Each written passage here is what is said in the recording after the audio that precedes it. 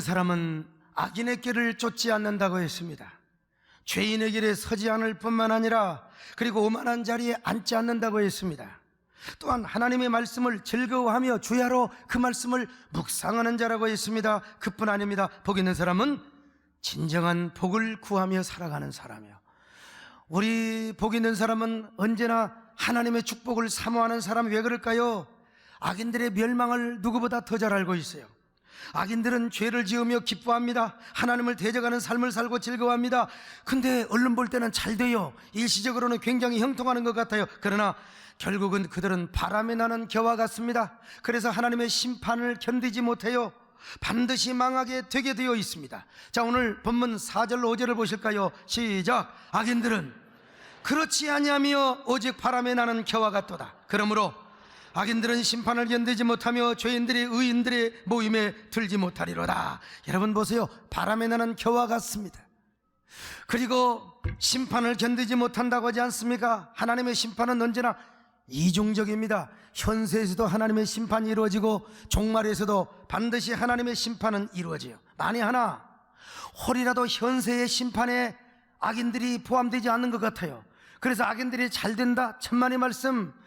여러분, 하나님의 심판대 앞에서 종말의 심판에는 오히려 더 크게, 오히려 더 엄중하게 이루어진다는 사실을 알아야 됩니다, 여러분. 그래서 현세에서도 망하고 악인은 반드시 종말에서도 망하게 된다는 거예요. 그러나 여러분, 의인은 반드시 복 있는 자는 하나님이 인정을 내주십니다. 악인은 반드시 망합니다. 그러나 의인의 길은 하나님이 인정해 주시고 하나님이 형통케 하심을 믿습니다. 현세에서도 형통할 뿐만 아니라 종말에서도 영원히 하나님이 인정해 주시고 축복해 주신다는 것입니다. 자, 오늘 6절을 보실까요? 시작. 무릇 의인들의 길은 여호와께서 인정하시나 악인들의 길은 망하리로다. 복 있는 자는 이러한 사실을 너무나 잘 압니다. 가나안 신자, 하나님 앞에 깊이 뿌리를 박은 인생은 여러분 이 진리를 너무나 잘 알아요. 그래서 복 있는 자 가나안 신자는 언제나 악인들과 함께하지 않을 뿐만 아니라 하나님의 말씀을 즐거워합니다. 주야로 묵상하는 자가 되는 거예요. 뿐만 아니라 하나님이 주시는 형통한 삶을 추구합니다. 하나님의 은혜와 축복을 추구한다 이 말이 어떤 경우도 망하는 삶을 원하지 않습니다. 악인들의 삶을 따라 살지 않아요. 그들은 언제나 복받는 삶을 살며 하나님께 인정받는 삶을 살아요. 이러한 삶이 어떤 삶이냐? 물가에 심기운, 시냇가에 심기운 나무와 같은 삶이라는 것입니다. 자, 오늘 3절을 보실까요? 시작. 그는 철을 따라 열매를 맺으며 그 잎사귀가 마르지 아니함 같으니 그가 하는 모든 일이 다 형통하리로다. 여러분, 형통하시기를 바랍니다. 승승장구하시기를 바랍니다.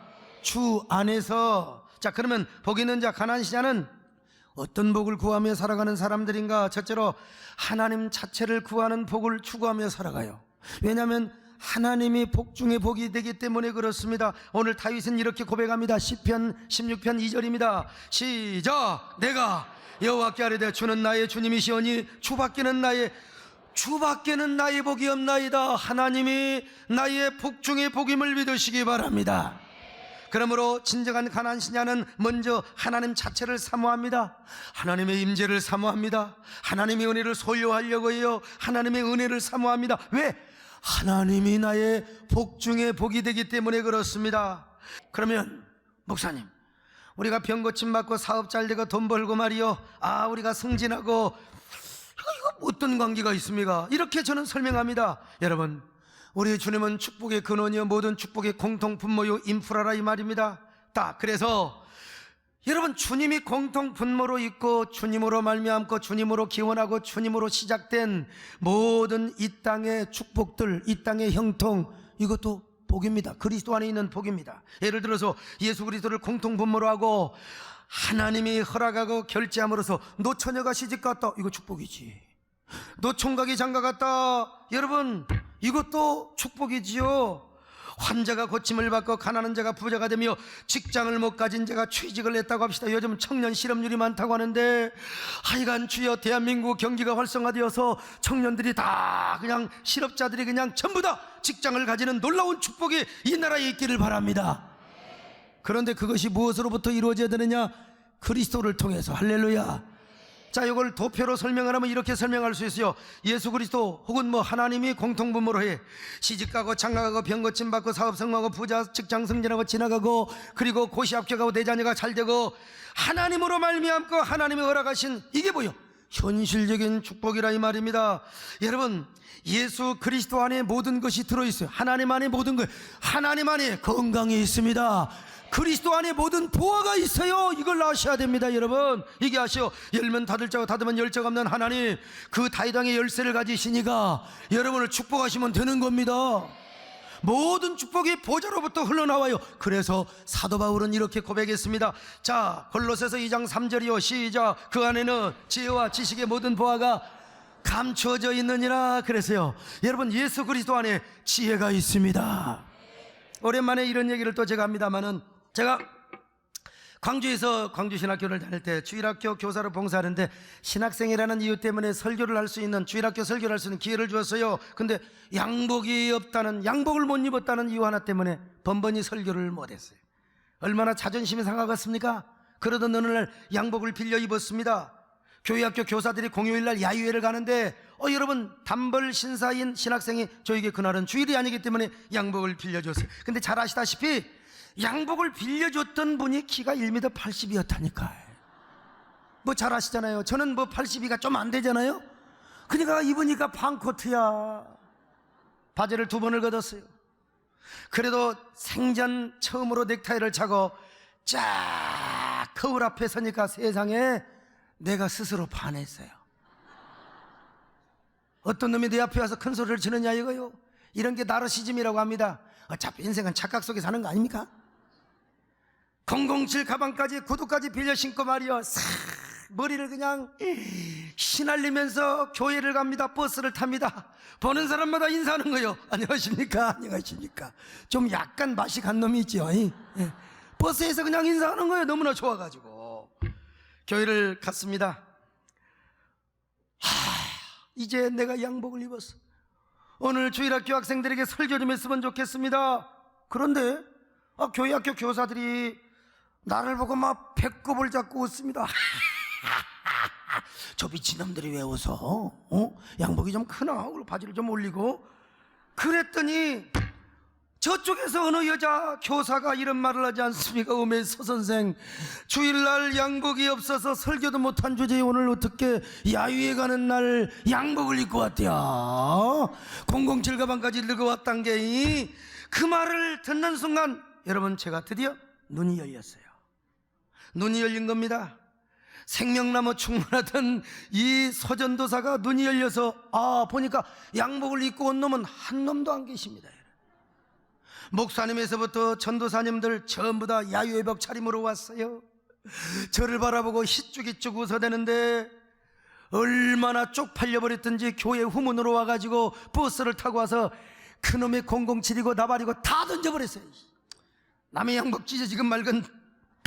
그리고 본관 3층 예배실에 올라가 엉엉 울었습니다. 하나님, 이럴 수가 있어요? 이렇게 모욕과 수치를 당하냐니 주님도 양복이 없어 보세요. 나가처럼 오늘 쪽팔려 보세요 말이요. 그러면서 얼마나 도끼 다시 바닥을 치면서 오른 주먹에서 막 피가 터지도록 하나님 앞에 대들었습니다. 얼마나 울었는지 몰라요. 몇 시간이 흘렀는지 모릅니다.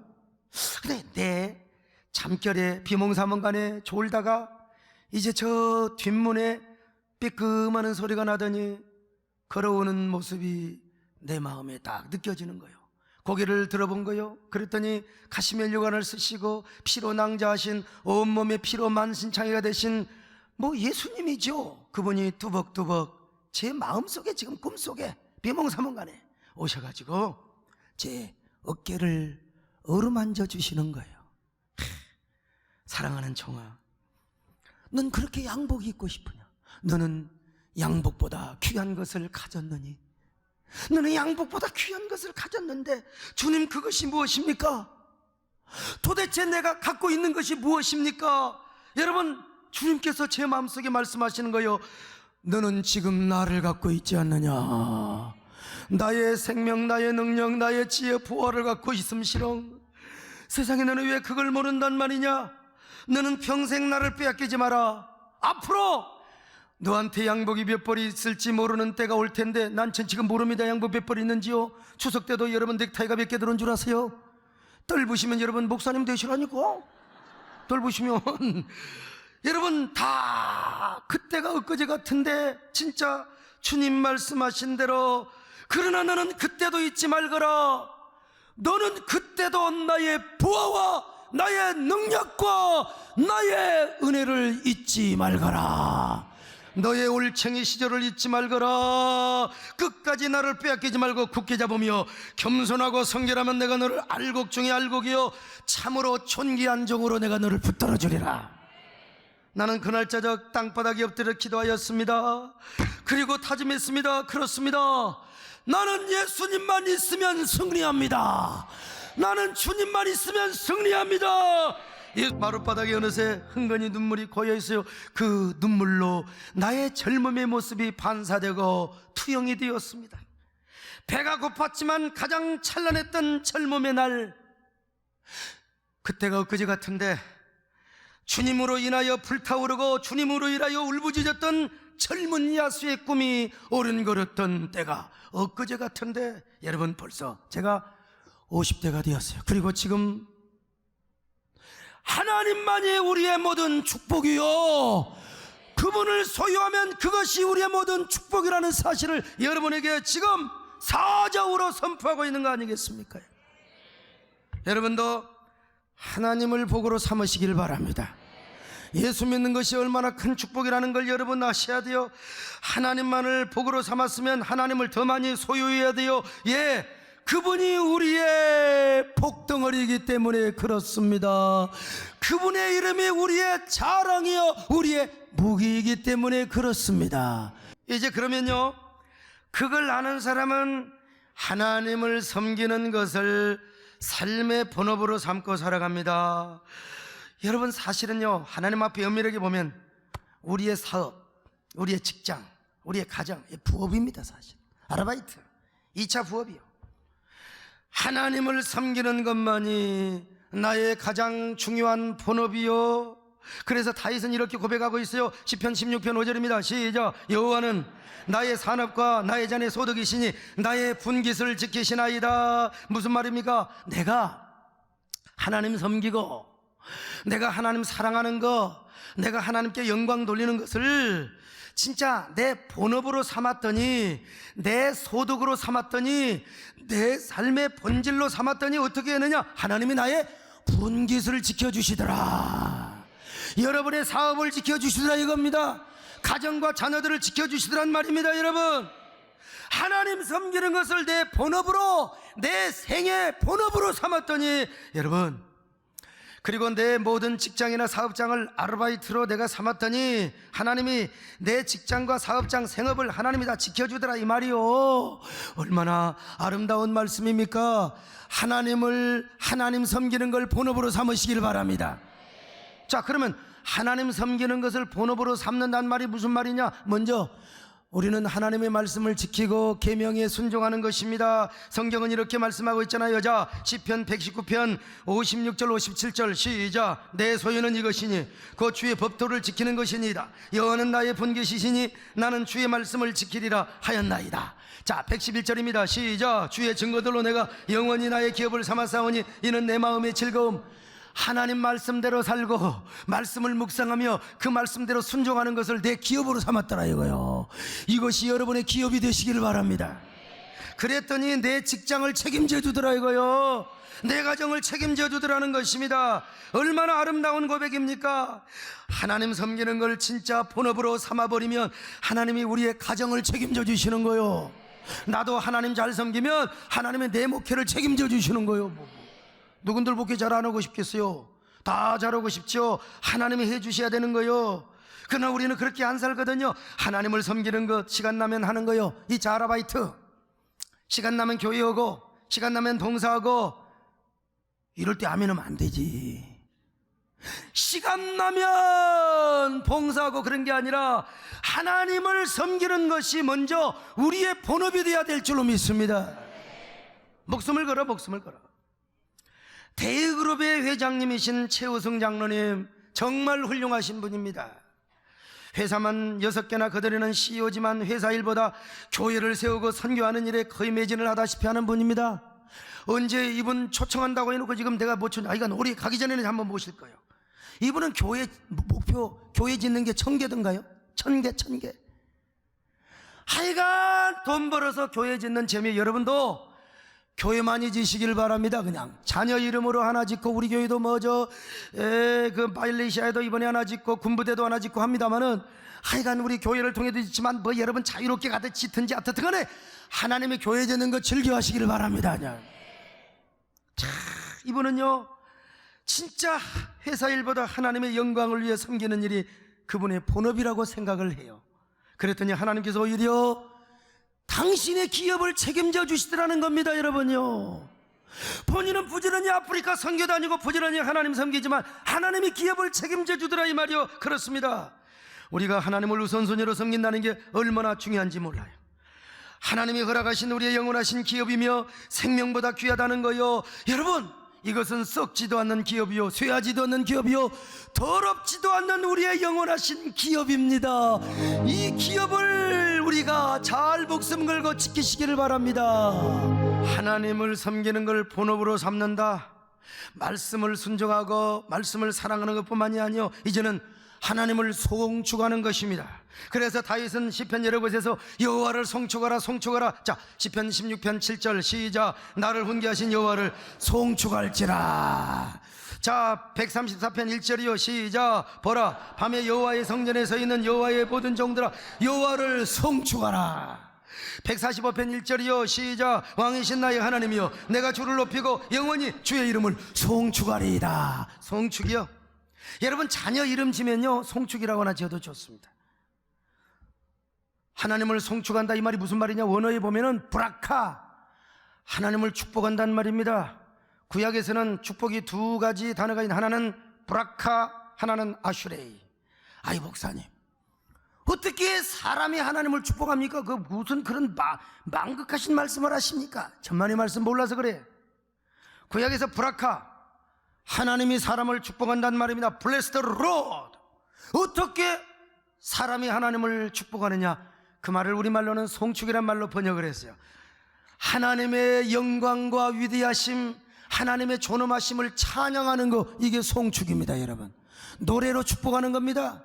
노래로 하나님께 영광을 돌리는 거요. 정말 하나님의 위대하심, 하나님의 영광, 하나님의 지혜, 하나님의 창조, 하나님의 구속을 높이는 게 뭐냐? 송축입니다. 하나님의 창조, 주님의 낮고 위대하심은, 이게 뭐요? 하나님을 송축하는 거예요. 자, 135편 5절입니다 시작. 내가 알거니와 여호와께서는 위대하시며 우리 주는 모든 신들보다 위대하시도다. 할렐루야. 145편 3절이요 시작. 여호와는 위대하시니 크게 찬양할 것이라, 그의 위대하심을 측량치 못하리라. 여러분, 하나님의 위대하심을 송축하시기 바랍니다. 무조건 브라카하시기를 바랍니다. 이것이 우리의 행복입니다. 여러분, 이것이 우리의 축복입니다. 아, 이런 아름다운 마음들이 모여서 아름다운 천국을 이루는 거요, 왕 되신 하나님을 찬양하시기 바랍니다. 아수레에는 하나님이 우리의 삶 속에 주님이 축복하시는 것입니다. 하나님이 함께 하시는 거예요. 기도를 응답하십니다. 환자가 고침받는 거예요. 우리의 삶이 형통하는 겁니다. 땅의 모든 것이 잘 되는 거예요. 우리 마음의 평화까지도, 샬롬까지도 아슈레이. 그래서 시편 1편 아슈레이로 시작합니다. 복이 있는 자, 영어로 블레시드. 그런데 이 브라카는 하나님을 섬기는 본업의 모델이라고 할 수 있잖아요. 그러므로 이걸 잘하면 하나님은요, 브라카를 잘하는 자에게는 하나님은 아슈레이로 함께 하신다. 할렐루야. 하나님의 말씀에 계명에 순종도 하시지만 브라카를 잘하시기를 바랍니다. 그러면 하나님이 아슈레이로 축복해 주실 것입니다. 얼마나 멋있어요. 브라카 잘하면 하나님이 아슈레이로 축복하신다. 또한 하나님을 섬기는 것을 본업으로 삼는다는 것은요, 하나님을 전하고 자랑하는 것입니다. 주님의 위대하심을 자랑하는 거요, 영혼을 구원하는 것입니다. 하나님의 나라를 확장하는 것입니다. 여러분, 뿐만 아니라 하나님을 섬기는 것을 본업으로 삼는다는 것은 바로 하나님의 영광을 위해 사는 거요, 사명 따라 살고 몸된 교회를 위하여 죽도록 충성하는 것입니다. 하나님이 기뻐하신 일이라면 거룩한 의협심을 가지고 헌신하며 충성하며 사랑하는 거요, 이게 뭐냐? 복 있는 자의 라이프 스타일입니다. 복 있는 자의 라이프 스타일이요. 여러분, 저는 참 부족한 사람입니다. 그러나 하나님의 영광을 위해서 교회를 방어하고 복음의 전선에서 사상과 영적인 싸움을 할 때 최선두에 있는 사람은 누구냐? 여러분, 저와 여러분 아닙니까? 이미지 관리, 스타일이 어떻고, 그게 중요한 게 아니야.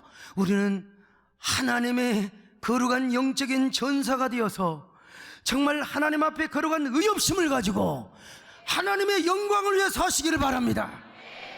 여러분, 그것이 우리의 본업이 되어야 될 줄로 믿습니다. 그러면 하나님 여러분의 부업을 책임져 주시는 거예요. 건강도 책임져 주시는 것입니다. 진정한 복 있는 자의 삶을 살아가도록 축복하시는 거예요. 다 이런 사람 되시기를 축원해요. 네 번째, 가난 신자의 라이프 스타일은 무엇이냐? 죽여주는 말씀입니다. 근데 시간이 다 가버렸어요.